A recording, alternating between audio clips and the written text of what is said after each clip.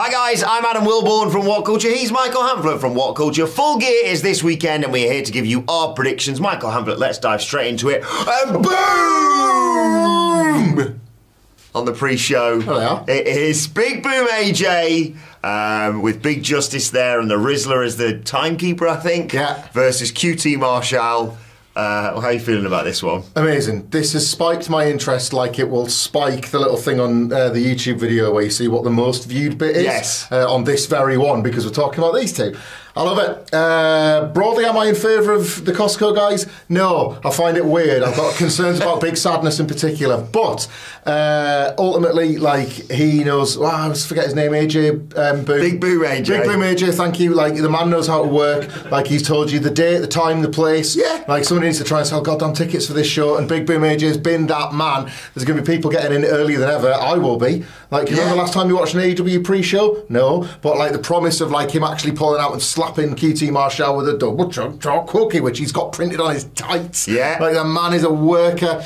Your man with the peanut butter filled Twizzlers, do 3 booms. The Rizzler, he's going to be there. That's exploded out of Dynamite when there wasn't much else to talk about. Like, people are talking about the Rizzler. I mean, he's like QT Marshall's going to bump around like a fool for them. What's not to love? Yeah, but Big Boom AJ goes over for me. 100%. I think huge power bomb, as he alluded to in his promo. Excuse me, the power boom. To win it, I think the finish is the Rizzler distracts the referee with his Riz, and Big Justice spits a red hot chicken bake. It's hotter than the sun into could go your way, could go mine. Into QT Marshall's eyes, into the power boom. 1, 2, 3. Everyone, and then that sets him up as John Moxley's next challenger. In the tradition of best pre-shows being perfect lead-ins to the pay-per-views themselves, does it end with the Death Riders trying to put a bag over one of their heads?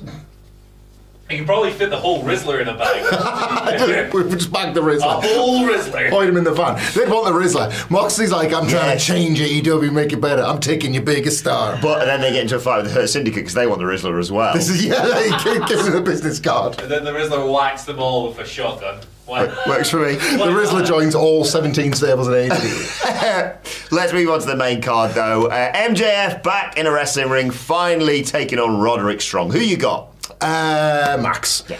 It's got to be MJF here, I think. Obviously, he's not been physically part of this programme with Adam Cole and Roderick Strong yet. He's been watching from his lair. But I expect him to win here. Like, we're talking about him first. I expect him to be on first as well. And the man knows the value of being in... If you can't go last, go first. And MJF openers are often some of the highlights from an in-ring point of view of these shows. It's not the match, is it? This could be a very, very, very good piece of business. And yet, the whole month has been spent promoting a different piece of business. The match that I think, like, Cedric was the first one to posit might be booked for World's End, because that would be a year on from the last time, was it when the Devil was revealed? I think so, World's End, so the last time Adam Cole and MJF were kind of part of this story together, discounting Double or Nothing. This is kind of a build-up to that as much as it is a match on his own terms. I think it'll over-deliver on fairly sort of low and tempered expectations. MJF can go, we've seen this 100 million times.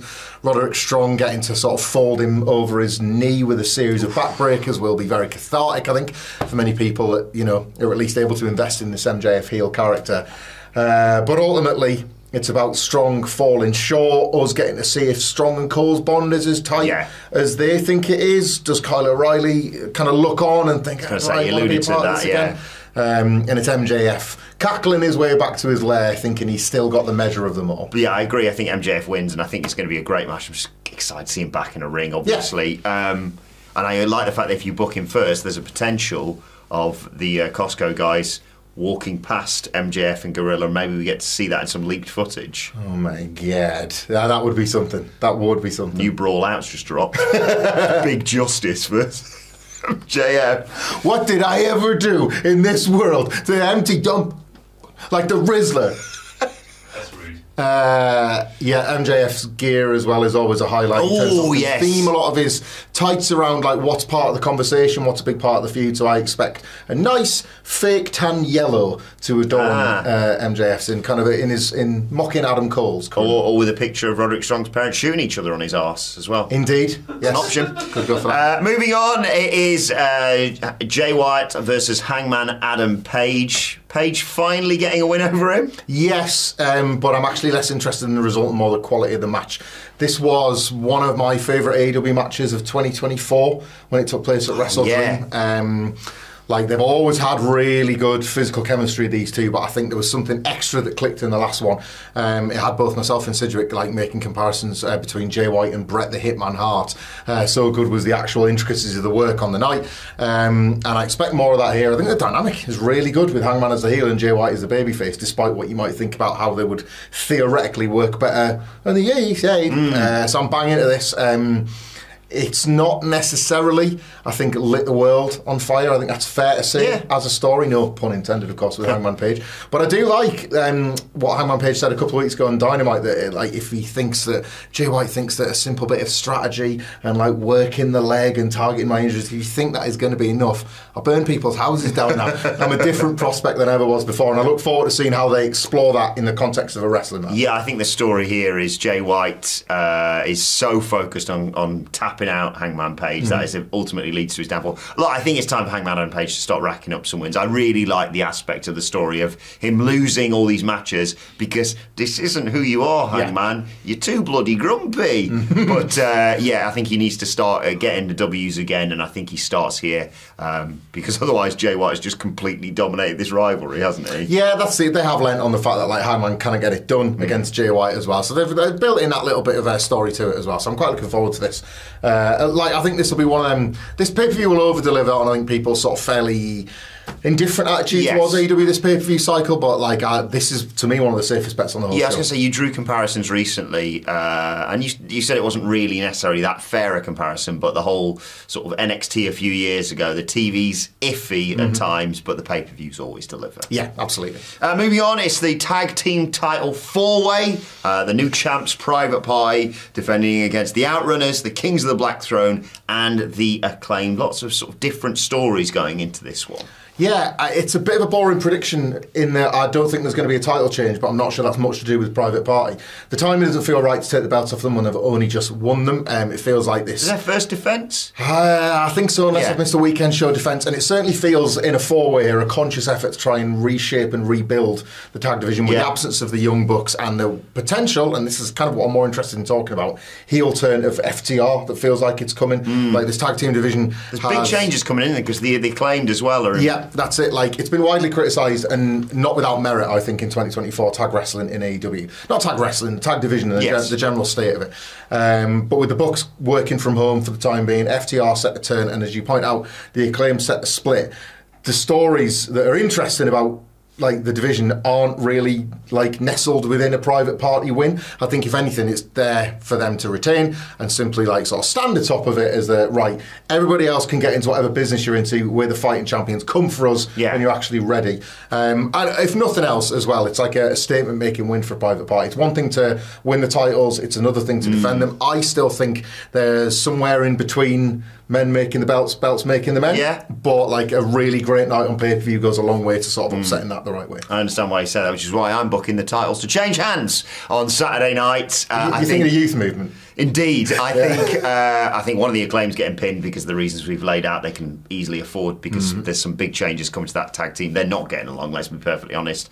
And House of Black not getting pinned? Max Caster is seemingly having his head turned a little bit by the Hurt Syndicate too. I'm having the Outrunners. That's who I'm picking. It's, yes, without question, more heart than head on this one. But yeah, it could actually be used as another way to facilitate FTR's heel turn, because they've been all chummy with the Outrunners, and then they suddenly go, wait a second, what have we got out of this? You're the tag team champions now. I think it's coming up to a year since the If You're Anything Like Me, and I Know I Am, This Isn't Sweated Sports Gloss promo from Ring of Honor, and I think they've just captured everyone's hearts, me included, over the past 12 months, and I just think it'd be like, it's very dour at times, AEW at the moment, and I think to brighten things up, knock some stuff over and have some new tag team champions. Give it the Outrunners for the rest of the season. Are we missing a key storyline beat here as well? Brody King has been trying to lure Julia Hart back into the House of Black. Is that because that she wants to protect her record as like the youngest ever AEW champion? And if they can screw the Outrunners, then her record remains intact, doesn't it? She'll be keeping a close eye on this one. I really, I don't think it's going to happen, but I really like the idea of the Outrunners as tag team champions. Again, the idea that you have a camera somehow stationed in like round in Dax and Cash's house, right? Enough. Yeah. Like Dax just flipping over his bar, like time to get to work. Plus, you remember the infamous Chris Jericho walking backstage. A little guy in there, a little bit of bubbly. Yeah. What promo? What would a post-match celebration look like for the Outrunners? God. I mean, if it looks anything like 80s wrestling, it's probably best we don't carry on this conversation. We can dream. And we'll move on next to the AEW TBS Championship match. Mercedes Mone versus Kris Statlander. Well, I'm going to go with who you just said. Again, remind me of the Mercedes Mone. Again? Mone, or more on that in a second. Mercedes Mone retains for me on this one. I don't like any of this. It's been a really disappointing way to arrive at a match that could actually deliver on the night. Like if you'd have said a year ago, Sasha Banks and Kris Statlander on pay-per-view. Oh, yeah. That's one of those things where now that wrestlers change brands all the time, you get excited about the potential of matches. You don't necessarily think about how you might get there. You don't even think about maybe what it all might look like. You just think, I like wrestler A, I like wrestler B, I want to see what happens when they come together. Sometimes like wrestling screws it up for you along the way, and that's what's happened here. The babyface turn following the best women's match of the year for Kris Statlander against like Willow Nightingale was bungled ultimately, and then as a result of this character that already feels a bit disjointed, she's then thrown into a foo-head that's been one of the worst on AEW TV I think these last couple of months. Terrible car stories and fake walls and all that. It's just like been a bit of a mess, truth be told. So the best case scenario is a match that makes you forget. How often do we talk about like that one, I think of the My Way video with Rock and Austin, that ultimately makes you forget that story was pretty terrible on television, and indeed the match that followed. But there have been countless examples where the match does the job that maybe weeks and weeks and weeks of television failed to do. And that's ultimately the pressure that's been added to this, when really we probably just should have been hyped. Hope it's great. Mercedes needs one as well, I think. But I'll go for her to retain. It doesn't. A title reign that is far from on fire still doesn't feel like it's ready to end just yet. Take it off her. I genuinely think just we need something. We need a big change within AEW, and it's not, the Death Riders, we're going to kill everybody. I think Mercedes has been awful, to be perfectly honest, since she's arrived. I think you can count the number of great matches on one hand and still have a few fingers left over, to be perfectly honest, since she's popped up, and that's a real surprise and a disappointment if we're all perfectly honest with this. So take her in a new direction, have her drop the title. Maybe you do some sort of thing where, Camille, you've bloody screwed up again. But yeah, I think you put it on someone like Kris Statlander and refresh things. Spoiler alert, I'm booking quite a few title changes on this card because I don't really like the whole, aside from Private Party, everyone's a heel champion, and I know that's a handy way of sort of setting everyone up maybe in the new year of like, all these babyfaces can get these title wins. I wouldn't hang about with it. I'd just get on with it, to be honest, right now. And I think losing the title might be the kick up the arse that Mercedes needs. I do think that the split with Camille is forthcoming, but only because I think the change that you're describing is Mercedes joining the Hurt Syndicate, but joining with a title. That makes a lot of sense. It becomes the first champion because they've acquired on rather than won one, but it kind of gets them going as much as it reboots her as well. Well, speaking of the Hurt Syndicate, it is Bobby Lashley versus Swerve Strickland. Dropped my arse a little bit earlier on this week when Swerve posted that X-ray, and I thought, oh, please don't be injured. I'm really, really looking forward to this match. I think this is going to be one of the best matches on the card. Yeah, I can't wait for this. I mean, the result is the only thing that isn't in doubt. Like, I think the certainty of a Bobby Lashley win here doesn't undermine how great this can be and how awesome it's going to be to see Swerve and Bobby. They had that like little physical interaction on Dynamite, but it didn't really even begin to tease what they could do over the course of a long match. I think it's going to be an interesting test of Bobby Lashley, a kind of a different style of wrestler in a Swerve Strickland to work with and be positioned. Well, for the first time probably like since he was WWE champion, and they kind of finally figured out to book him as this like dominant monster. He hasn't really got back in the weeds with like a longer and more intricate match, the sort of thing that you would expect out of him and Swerve. This is going to be super competitive, even when Bobby Lashley wins at the end. They've given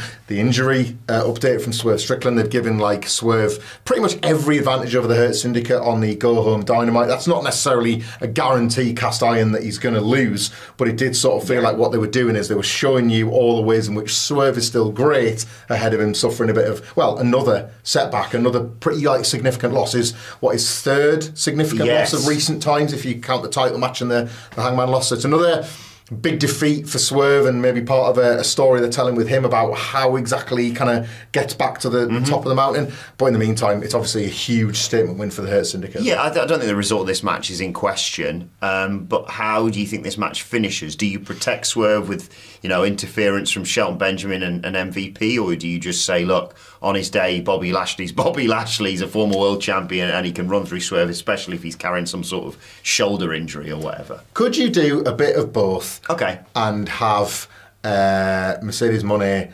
batter Prince Nana at ringside, providing the distraction for Swerve. Friends from Sweet Chin Disco. Indeed, former allies. Like, what are you doing here? She just kicks the coffee all over Prince Nana, and then when he's distracted, Lashley hits him with a Dominator or something like that, knocks him and then he's knocked out. Swerve passing out in the Hurt Lock is a hell of a way to get that finish. That's a good way to. Yeah, I like that. I like that as a finish. Just circling back actually to the women's division. What day is this pay-per-view on again? It's Saturday. I'll see you on Saturday because we have a championship celebration finally for Mariah May. Yes. Put this on the slideshow. I know, so I just wanted to quickly cover it. Mina Shirakawa, but of course Toni Storm's retired, so what happens now? They'll probably just celebrate with drinks. They'll have a bit of a dance. You'll slow it down, freeze frame, Zapruder fight, the whole thing. And then they'll probably just cut to the next match. I'll miss Toni Storm, I'm really good. She's definitely retiring. The ace of the division in AEW. She's popping out of a cake, isn't she? I think so. Good. A cake, or they have one of those massive prop diagonal champagne bottles, and they pop the cork on that, and Toni Storm's inside it. Okay. Bubbles, dear! And then she just fires it in a dress that is all bubbles. Well, that would be one way to ruin a cake. No, it's for Grand Slam, isn't it? She's the cork. Okay. To hang off one of them hats. Let's talk about a different kind of boob, Jack Perry. Oh yeah, I was going to try some sort of cake, guts on a cake segue. Remember when he did that? Happy birthday, Kenny Omega. Smash the champagne bottle with real glass. Good. Because he's TNT champion. If he makes it to the pay-per-view, of course, he was kidnapped and tied to a chair, and last time we saw him, he was still tied to that chair. But he's facing Daniel Garcia, the babyface kidnapper, for the TNT title. I mean, I suppose he's showing Death Rider potential, isn't he, by kidnapping and assaulting somebody in an abandoned, dimly lit area. Presumably Tony Schiavone and Excalibur actually asked their colleague Danny Magic where they'd left him tied up several days ago, and Jack Perry's all right. Another match that should be all right on the night. Yes. Probably could have done with a bit less nonsense between the two. I'm not big into this Jack Perry beat me and it still makes me the winner thing that he's doing at the moment. You will never learn my ways. Fallen right into my trap. Beating me. Yeah. Malachi Jack. Malachi Jack, that's it. He retains here, I think. Daniel Garcia, I believe, will join the Death Riders. I think they're doing something interesting with him where it will appear as if he's going to be one of these guys that is next in line to try and tackle Moxley, but falling short will ultimately what brings him into the group. That's what Jack Perry said, I've been you. Yeah. You'll realise what you need to do to get success in this company. There's quite a lot of law, isn't there, as well, because back right when you were forming the BCC JAS, I think Daniel Garcia was name checked by Bryan Danielson alongside Wheeler Yuta, and obviously he went off in the opposite direction with Jericho. You wonder if Yuta's defeat is the start of him being ousted to be replaced by Garcia, but I don't think he needs the TNT title to get to that point. Yeah, you might be right. I'm still booking Jack Perry to lose the title. Put it on Daniel Garcia for me. Another title reign that has flattered to deceive, I think it's fair to say, with Jack Perry and the TNT title. And maybe that's another reason why the Death Riders want him. Another champion in their stable, perhaps. Yep. Maybe even, you factor that into the finish of Jack Perry thinking, I've outsmarted Daniel Garcia, but Daniel Garcia has been proven to have this edge. He can kidnap someone. And so maybe there's a bit of, that's a bit of a iffy, dodgy, cheaty way to... Did he mean to do that? Yeah. I'd give Daniel Garcia the TNT title for me. Because he's not ready, but he's kind of, I've got to get down in the muck as well. Yeah, I wouldn't mind that. It's fairly unpredictable. I think without question, though, the most anticipated match in terms of in-ring quality comes next. Will Ospreay versus Carl Fletcher, an all WCPW affair. That's how they're describing it, of course. Yeah, on the poster. But these two are just going to work magic together, aren't they? Yeah. They already have. I think Fletcher's match with Ospreay from Ospreay's first Dynamite I think is one of Ospreay's best since he arrived in AEW, and think of the ground that covers. Easier to beat up your mates, isn't it? Yeah, that's it. They went really hard on each other. They're going to do it again. I've got Fletcher winning this, but I don't necessarily... I wouldn't be surprised if Ospreay got it done, because they can absolutely still tell the story of, wow, you really have leveled up, you mean business, and then lose all the same. Ultimately, Don Callis is always scouting his next man, so the idea of a first defeat will be the first time that it will be like, oh God, have I backed the wrong horse here already? But no, I do think Fletcher gets the win. And what I love about Kyle Fletcher right now, and I kind of want this enthusiasm in wrestling all the time, but I think it's especially helpful the way that AEW is currently. I love when a wrestler gets an opportunity and then actually seizes it and runs with it. It's not just a haircut, and it's not just the incredible physical alterations that he's made over the last 12 months, probably even less, realistically. But just in every single aspect, Kyle Fletcher has upped his game, visibly upped his game. You can see it in his eyes, the way he's delivering promos. His body's changed so much. He's either faking confidence incredibly well, or he's actually just developed it because of the role he's been given. It's I talk about this all the time. Swerve's done it probably more than anybody else this year, and that's part of what made his run as successful as it was on top. And I think Kyle Fletcher is doing that exact same thing. It's kind of how you want to see wrestlers develop and progress, and then ultimately you need the booking to kind of help maintain that for them. It's a cliche, but wins and momentum and building that and keeping that sort of thing going, I think he just needs it more. And the match is it's a guaranteed banger, and your mileage may vary on these kind of bangers in general. It feels like it's got 5 stars written on it before the bell rings. If they don't get 5, then something's gone wrong. That's the floor rather than the ceiling with a match like this, and they may well achieve it. But I just think it's what it can do for Kyle Fletcher as well, and the memories that it leaves and stuff like that. It feels like a really big moment for his character, and I have absolutely no doubt, win, lose or draw, it will go well for him. Yeah, I think a bit like when Cody didn't win at WrestleMania 39, I had my concerns about them not putting the world title on Will Ospreay for a long period of time. Yeah. It strikes me that if you're going to do that, you do that here in the UK. But it is sort of akin to Cody that they've sent Will Ospreay off on these different winding roads to keep him busy. So it's not just why isn't he fighting for the world title? He's racking up these wins and what have you. And I think a loss here,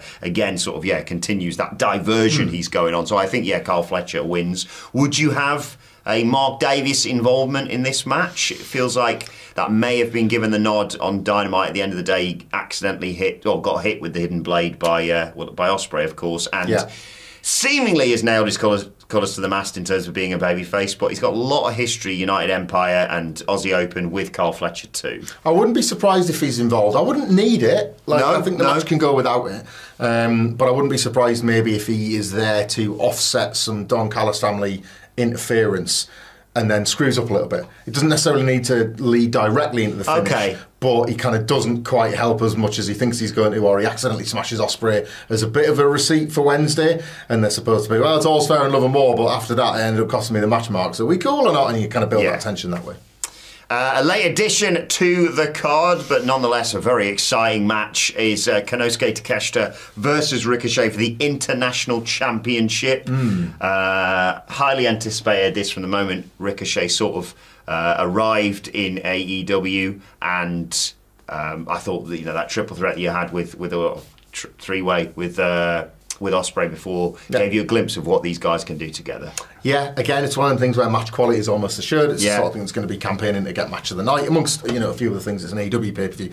Expect 4 or 5 candidates there. But I was really, really interested by Ricochet's comments this week about how he wants to dominate in AEW. He wants to be a top star. He wants to be given the ball. He wants to be trusted with a role that maybe he feels like he was never, he knows he was never really trusted with in WWE. How to be that standout guy once again when so much of your influence has permeated the style and kind of normalised it without you having anything to do with it. All you can do is be your best self, and him being his best self influenced a generation of wrestlers that in some cases might have looked like they're about to surpass him. Konosuke Takeshita being one. I expect Konosuke Takeshita to retain the title here, but I don't think this is any kind of backstep for Ricochet in his quest and in his goal to do more and find that new ceiling and maybe break a few glass ceilings along the way as well.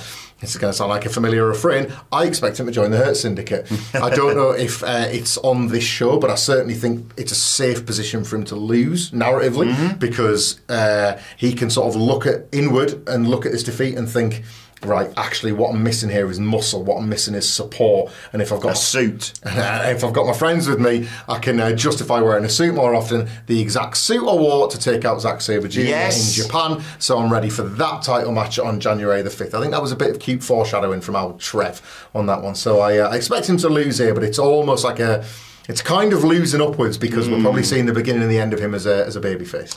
Well, I'm inclined to agree with you, but just to keep things interesting, I'm going to go Ricochet on this one. Not for the same reason I've said that Jack Perry and Mercedes should lose their titles. I think Konosuke Takeshita has been... Staring up there. Yeah. Staring things up a bit, yeah. Mixing things up, like you say. I think Konosuke Takeshita is one of AEW's biggest prospects going forward, certainly into 2025. And the only reason I can sort of justify a Ricochet title switch, if they are going to do it, which I am just going to say, just like I say, to mix things up a bit, is because next week the Continental Classic starts, and if you aren't going to unify those titles, and you know that could be another direction they go in, Konosuke retains and then goes on to challenge Okada to merge those two belts, because there's too many in AEW in my opinion, is having him lose here and go, well, I guess I'll have to just go after another title and him just dominate the Continental Classic, which, as I said, starts next week. But I think it's going to be Takeshita, but I'm going to nibble on some near falls and I'll go Ricochet to keep things interesting. And that scenario was teased and then, dropped or just not revisited, wasn't it? With Takeshita and Okada as well. So it did feel like something they were kind of leaning towards before Takeshita suddenly went off in the direction of winning this belt instead. So it's not something that they haven't flirted with, at least. And it's a big sign of intent for AEW in terms of tempting new talents to come in as well. Of Ricochet's come in. Yes, he's fallen short in the three-way, but there was justifications for that. He's come in, he straight away, well, not straight away, but pretty quickly won a title. So I can't wait for this one, though. I think it's going to be him and Ospreay. Follow that, basically, walking back through the curtain. That's that sort of competitive energy you want, I think. When in a time like this for AEW, I think the more of that, the better. I booked a lot of title changes on this card. One I'm not going to be booking a title change for, though, is the main event. Is it? John Moxley versus Orange Cassidy for the AEW World title and effectively control of AEW. Yeah, I worry about this one a little bit. The all-out match was incredible back in 2023. The rematch was pretty good. Yeah. But this is predictable. This hasn't really set the buildings ablaze in the big angles of late. The go-home angle on Dynamite wasn't the strongest.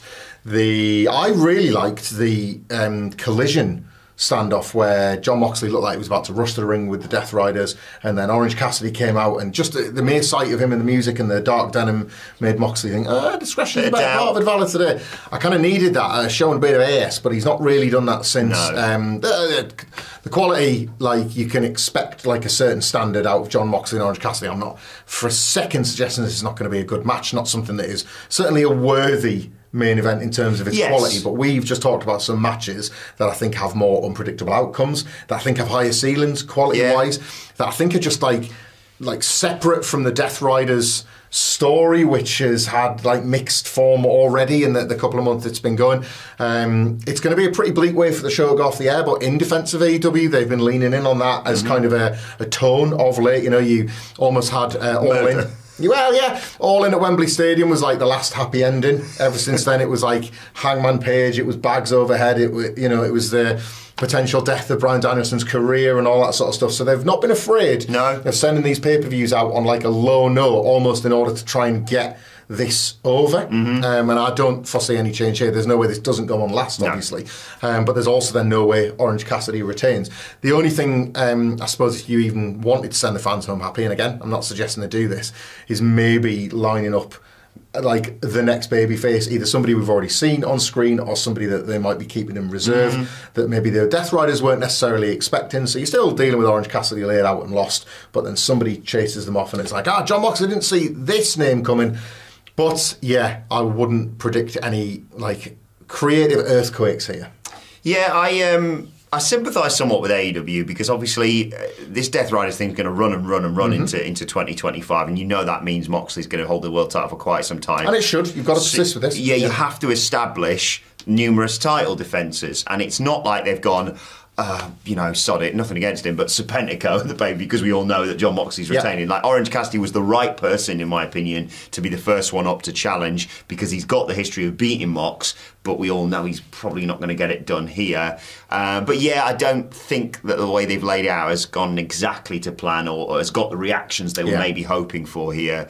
I think the November Rain thing was a brilliant way of sort of realigning everything and or getting things in order for people, because I think if you watch that, there's no way you don't want to watch Full Gear on Saturday night. But yeah, I think Mox retains. I don't need any Death Rider shenanigans in the match. I just have Mox be the better man on the night, be the man who's willing to take it a little bit too far to get his victory and to teach Orange Cassidy a lesson. In terms of something unpredictable then, because we do think the result and the quality and everything else is almost assured, do we see them open the briefcase for the first time? And has Jon Moxley done anything to the world title? Like, has he smashed it up because it represents an old AEW that he's trying to destroy? Is there a new belt in there because he's trying to, completely reinvent AEW in his image, and here he's done it in a literal sense? Orange Cassidy talks about wanting to take it out of his suitcase and put it in his bag. Does he open the case, and then is he shocked? Like, do they shoot it as if it's Pulp Fiction? He opens the case, but it's disgust, and then the camera pans around over the shoulder, and it's like a new spinner AEW, belt. a Death Rider spinner belt,